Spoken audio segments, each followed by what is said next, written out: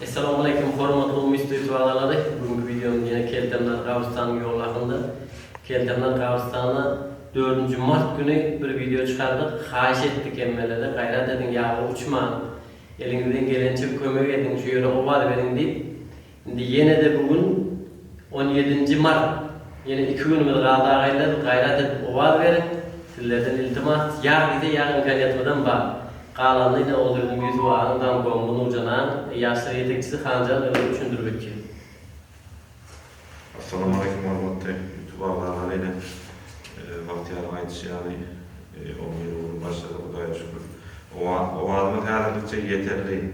Erteye yine 2 gün vaktimiz var. Şu her başımızdan aşağı düşmeyeni şu gidişmete o adamı verip bildiğimiz yerine de layıkamız ötüyor.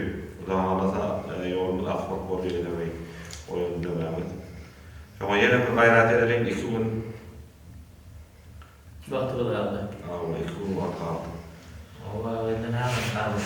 O işe oldu. Elden geldik çıkardıklarım bilen muhasam çok meynet ettik. Oğa pür. Dağlandan tutturmalı elden gayret edelim. Evvelerinden ayış.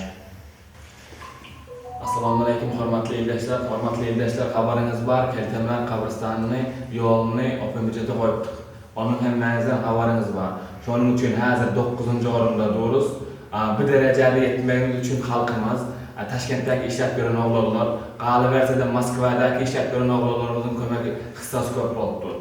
Bir yerde de hazır saat 11'den 22 min döttü, 12 bireçerlerde oğullarımızı işletiyor. Ağayla bundan beyana azrak hareket etseniz, ucuqda qalasa utup dururuz.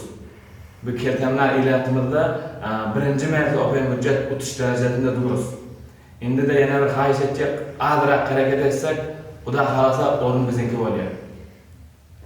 Bir gayret edin o open budget açılanı veya bir Keltemler, Atayurt, Nurlatı, Haftaçıda umuman hiç utana.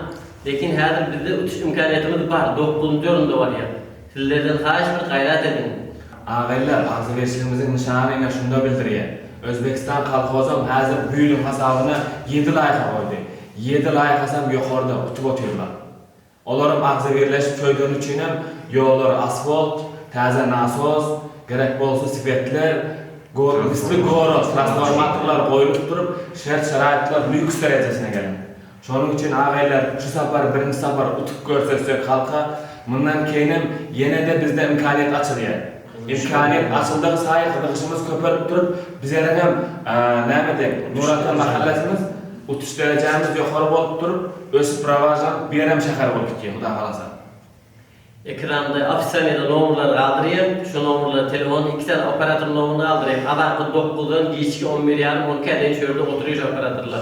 Eğer ajdaniye bolup almasa telefonunuzu yazın. Ben de oval verecektim. Yazın öldürü abizatını size çık gelir. Sizden hayiş. Hadi gitçe sağ olun. Sağ olun. Rahmet.